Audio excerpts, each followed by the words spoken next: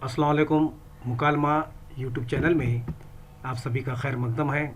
आप ज़रूर चैनल को सब्सक्राइब कीजिए, लाइक कीजिए और शेयर कीजिए। तो जमात पंजूम नज़म नंबर 5 उम्मीद, हम इसके सवाल जवाब देखने जा रहे हैं। तो आपकी स्क्रीन पर नज़र आता है, एक जुमले में जवाब दीजिए। सवाल नंबर 1 देखिए, नाव कब डगमगाती है?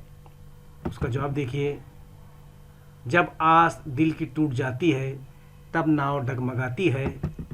दूसरा सवाल देखिए, उम्मीद कब काम आती है?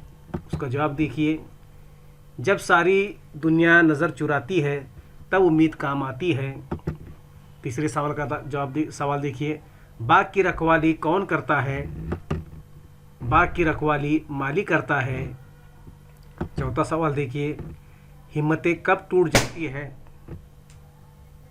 जब इम्तिहान जवाब देखिए, जब इम्तिहान सर पर आता है तब हिम्मतें टूट जाती हैं। तो उसके बाद पांचवा सवाल देखिए, आपकी स्क्रीन पर नज़र आता है। पांचवा सवाल, उम्मीद दिल से क्या कहती है? तो उसका जवाब देखिए, उम्मीद दिल से कहती है उठ सबक याद कर, उदास न हो। छठा सवाल देखिए, आखिर बंद में शायर ने उम्मीद को क्या कहा है? आखिर बंद ने शायर ने उम्मीद को दिल की मलिका और मन की रानी कहा है।